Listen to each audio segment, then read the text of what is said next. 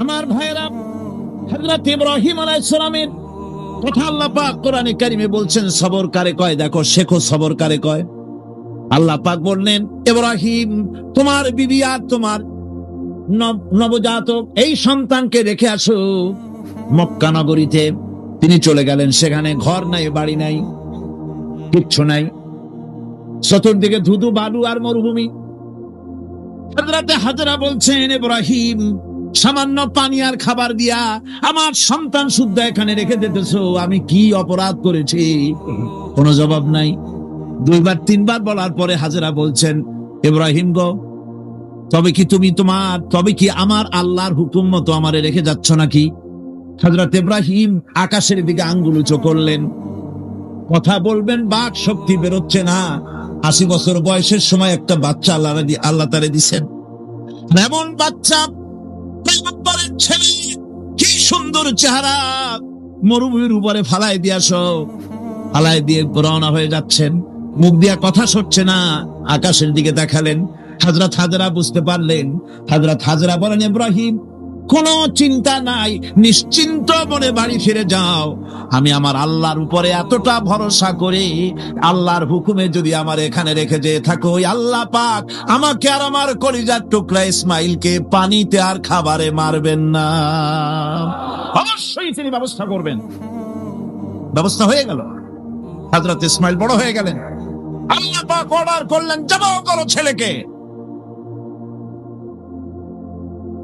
হযরত ইব্রাহিম আলাইহিস সালাম যখন জবাহের প্রস্তাব করলেন, হযরত ইসমাইল তা আপত্তি করতেন, বাবাজি আমার মায়ের আর আমাকে বাচ্চা অবস্থায় ফেলে গেলেন, খাবার দেন নাই, পরার দেন নাই, বছরের পর বছর আমাদের এখানে কাটলো, দেখতেও আসেন নাই, আজ আসছেন জবাহ দিতে। এটা কেমন কথা? কি ধরনের বাপ আপনি? এরকম বলছে নাকি? এরকম বলছে? হযরত ইব্রাহিম আলাইহিস সালাম প্রস্তাবটা কিভাবে পারলেন? আল্লাহ পাক কোরআনে কারিমে দৃষ্টান্ত রেখে দিয়েছেন। আল্লাহ পাক বলছেন, হযরত ইব্রাহিম ছেলেকে বললেন, ইয়া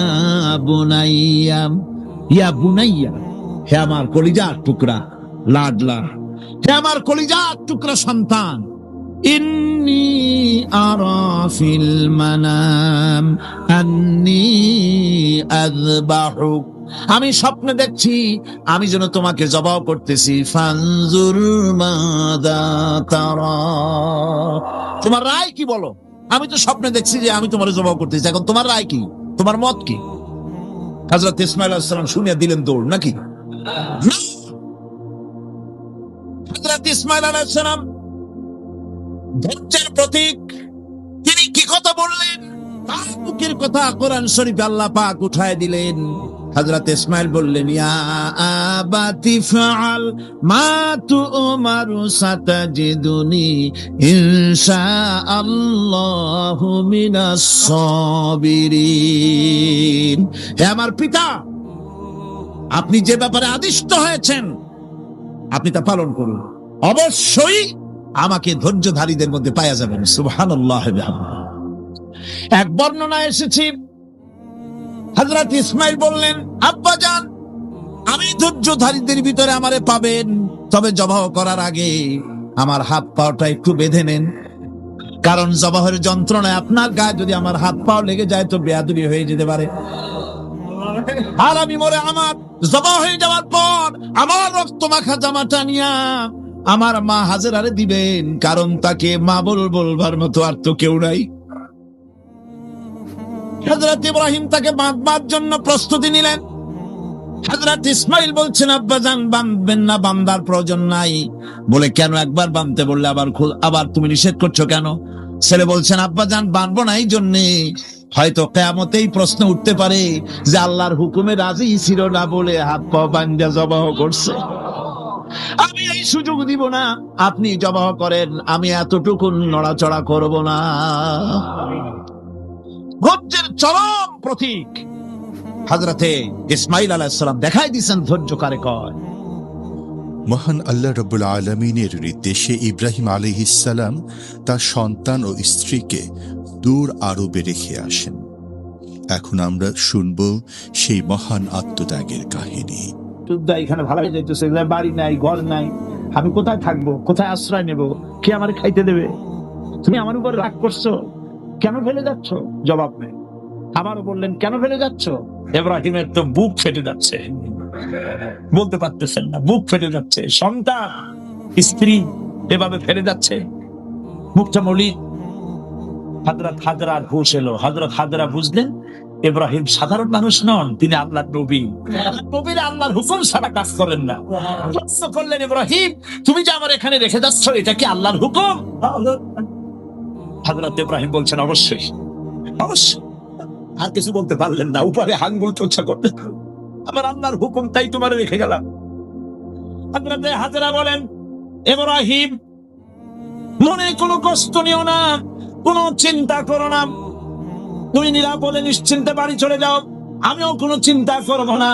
কারণ আল্লাহর হুকুমে যখন তুমি এখানে রেখে যেতেছ, আমি আমার আল্লাহর উপর এত বিশ্বাস করি যে আমার রব্বুল আলামিন তিনি যখন আমাকে মরুভূমিতে আমার বাচ্চা সুদ্ধা ফলাই দিতে বলেছেন, আমার আল্লাহ এমন মেহেরবান যে আমার এই কলিজার টুকরা সন্তান আর আমারে না খাওয়াই আল্লাহ মারবে না।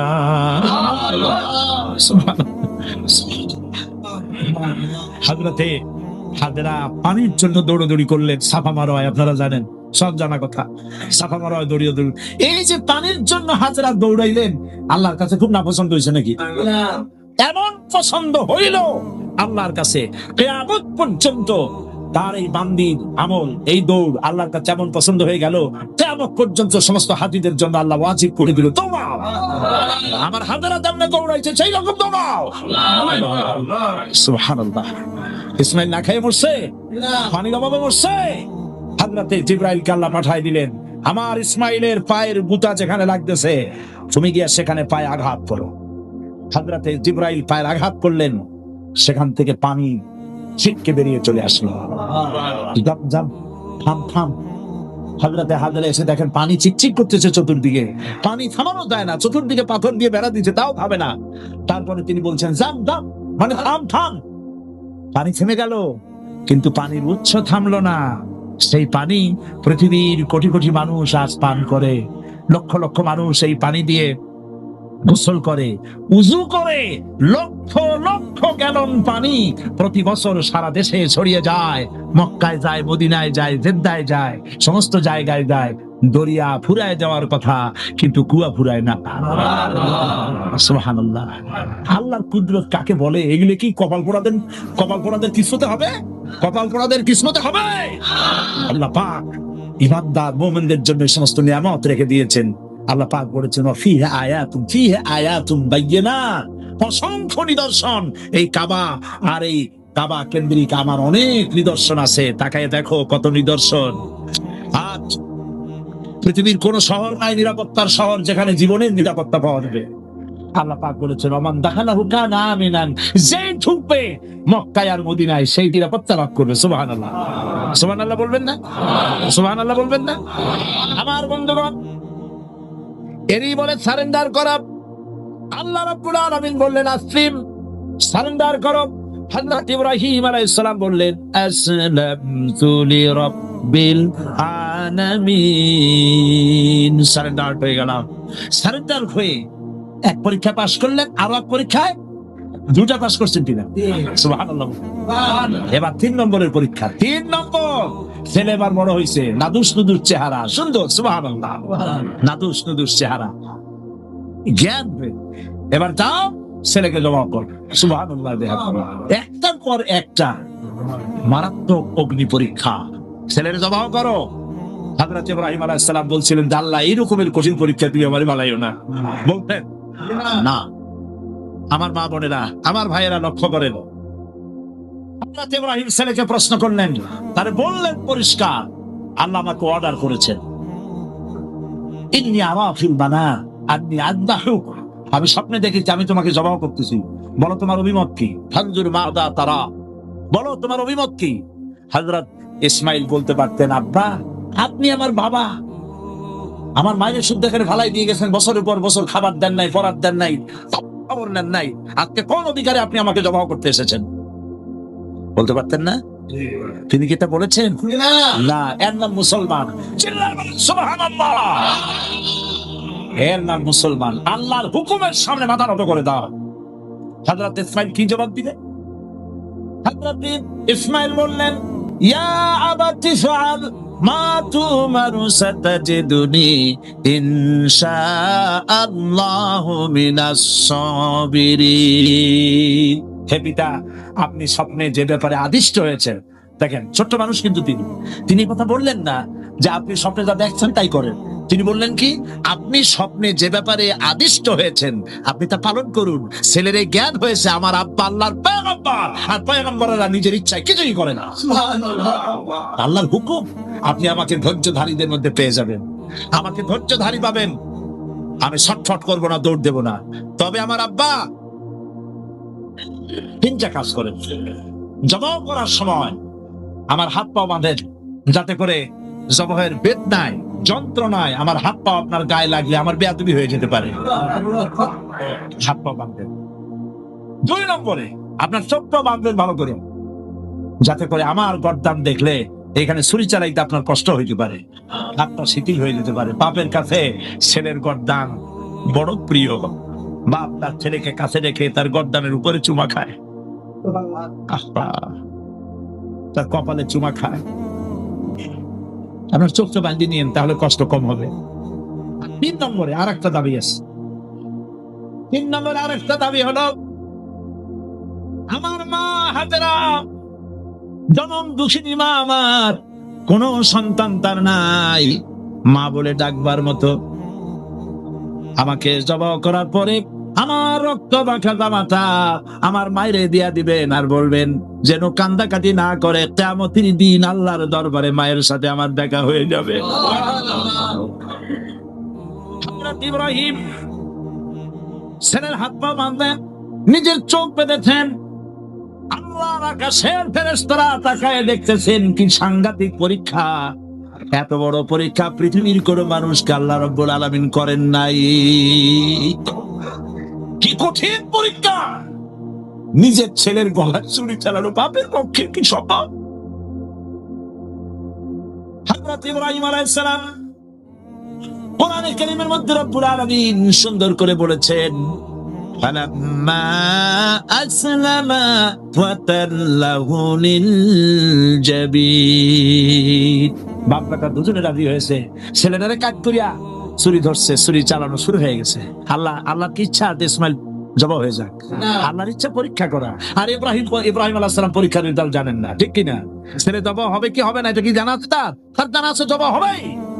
শক্তভাবে ছুরি চালাচ্ছেন, কাটে না, গলা কাটে না। এরপরে আল্লাহ রাব্বুল আলামিন, আকাশের ফেরেশতারা কাঁদতেছে এই দৃশ্য দেখে, আল্লাহ পাক দুম্বার ব্যবস্থা করে দিলেন।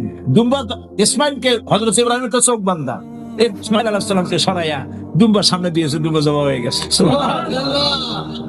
আল্লাহ রাব্বুল আলামিন হযরত ইব্রাহিমকে শোনায় দিলেন, ওয়ানাদাইনাহু আইয়া ইব্রাহিম সাদ্দাকতার রুয়া ইন্না কাযালিকা নাজজিল মুহসিনিন।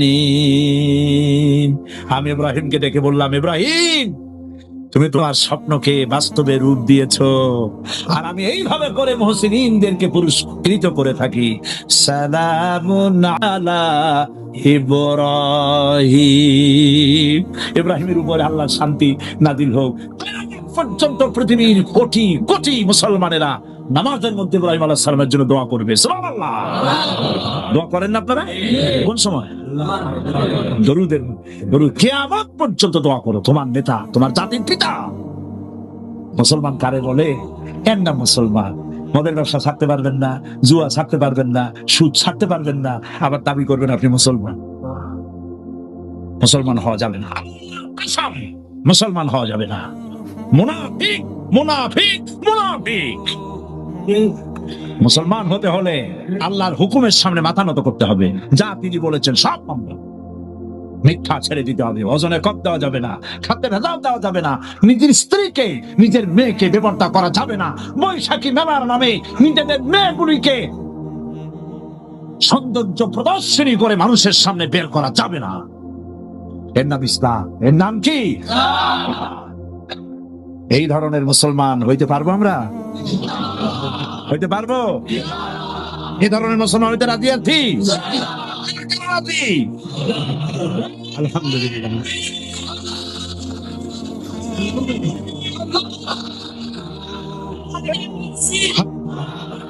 বলি আলহামদুলিল্লাহ। জোরে বলেন আলহামদুলিল্লাহ। এইরকম মুসলমান হতে হবে যে আমার চেহারা করতে হবে আল্লাহ যেভাবে হুকুম করেছেন, রাসূল যেভাবে করেছেন। আমার পা থেকে শুরু করে মাথা, জামা কাপড়, ওঠা বসা, চলা ফেরা সব করতে হবে আল্লাহ যেভাবে বলেছেন, রাসূল যেভাবে করেছেন। আল্লাহ রাব্বুল আলামিন বলেন, ইয়া আইয়ুহাল্লাযীনা আমানু দুখুলু ফিস-সিলমি কাফা ওয়ালা তাত্তাবিউ খুতুওয়াতিশ শাইতান ইন্নাহু লাকুম আদুউম মুবিন। লা তুযিগ কুলুবানা বা'দা ইয হাদাইতানা ওয়া হাব লানা মিন লাদুনকা রাহমাতান ইন্নাকা আনতাল ওয়াহ্হাব। হায় আল্লাহ তাআলা, লাখো জনতা আজকের এই প্রথম দিনেই আল্লাহ তাআলা কোরআনের এই মাহফিলে দীর্ঘক্ষণ ধরে তোমার কোরআনের কথা শুনে তোমার দরবারে হাত তুলেছি। দয়া করে মেহেরবানি করে আমাদের জিন্দেগির গুনাহ খাতাকে মাফ করে দাও। আমাদের মা বাপ মুরব্বিয়ান যারা কবরে চলে গেছে, আল্লাহ তাআলা কবরগুলিকে জান্নাতের টুকরায় পরিণত করে দাও। রব্বির হামহুমা কামা রব্বায়ানি সগীরা। পড়েন সবাই, রব্বির হামহুমা কামা রব্বায়ানি সগীরা। আয় আল্লাহ তাআলা, আমাদের এই বিবি বাল বাচ্চা যা দান করেছো সবগুলিকে দিনদার বানাও, ইমানদার বানাও, নামাজি বানাও, পরেজগার বানাইয়া দাও। রব্বুল আলামিন, যেই পরকালের কথা, কিয়ামতের কথা আলোচনা করলাম, সেই কঠিন হাসরের ময়দানে যেদিন পায়ের নিচে হবে তামার মতো মাটি, আর মাথার উপরে প্রকাণ্ড সূর্যের তাপে গুনাহগারের মাথার চান্দি ফেটে গিয়া মগজগুলি গলে গলে নাক কান দিয়ে বেয়ে পড়তে লাগবে। জিহ্বাটা পানির পিপাসায় কুকুরের মতো ঝুলে নাভিস্থল পর্যন্ত পড়ে যাবে। ময়দানে সাড়া পড়বে পানি পানি বলে। আল্লাহ তাআলা ওই দিনে তোমার হাবিবের হাতের কাউসারের পেয়ালা আমাদের নসিব করে দিও। আহ जाती है फलक पर रहम लाने के लिए, आह जाती है फलक पर रहम लाने के लिए, बादलो हट जा दे दो आह जाने के लिए, रहम कर अपना ना आईने करम को भूल जा, रहम कर अपना ना आईने करम को भूल जा, हम तुझे भूले हैं लेकिन तू ना हमको भूल जा। রব্বুল আলামিন, মা বোনেরা কষ্ট করে মাহফিলে এসেছেন, আল্লাহ তাআলা মা বোনদেরকে এমন আমল করার তৌফিক দাও যাতে করে কিয়ামতের দিন হযরত আয়েশা, হযরত খাদিজার সঙ্গে হাসর নসিব হয়ে যায়। রব্বুল আলামিন, এই মাহফিল বাকি 4 দিন তোমার কুদরতি নিজাম দিয়ে আল্লাহ তুমি পরিচালিত করে দিও। সারা বাংলাদেশের মানুষ বিভিন্ন জায়গা থেকে এই মাহফিল আসে। আল্লাহ তাআলা প্রতিবেশী দেশ থেকে আসে, যারা প্লেনে আসেন অথবা গাড়িতে আসেন, পায়ে হেঁটে আসেন, যিনি যেভাবে আসেন, আল্লাহ তাআলা যাতায়াতকে তুমি আসান করে দিও, বিপদ মুক্ত করে দিও, আল্লাহ দুর্ঘটনা মুক্ত করে দিও। যারা বাড়ি ছেড়ে তোমার কথা শুনতে আসে, আল্লাহ বাড়িগুলি, ধন সম্পদগুলি তুমি হেফাজত করো। রব্বুল আলামিন, তুমি আমাদের দিলের মধ্যে তোমার মহব্বত পয়দা করে দাও। আল্লাহ, পরকালের ভয় পয়দা করে দাও, আখিরাতের জবাবদিহিতার অনুভূতি সৃষ্টি করে দাও। আল্লাহ তাআলা, তুমি আমাদের দেশটাকে কবুল করো। আল্লাহ তাআলা, তুমি দয়া করে মেহেরবানি করে আমাদেরকে তোমার মকবুল বান্দাদের মধ্যে শামিল করে নাও। আল্লাহুম্মা জাআলনা মিনাত তাওয়াবিন ওয়া জাআলনা মিনাল মুতাতাহহিরিন ওয়া জাআলনা মিন ইবাদিকাস সালিহিন ওয়া জাআলনা মিনাল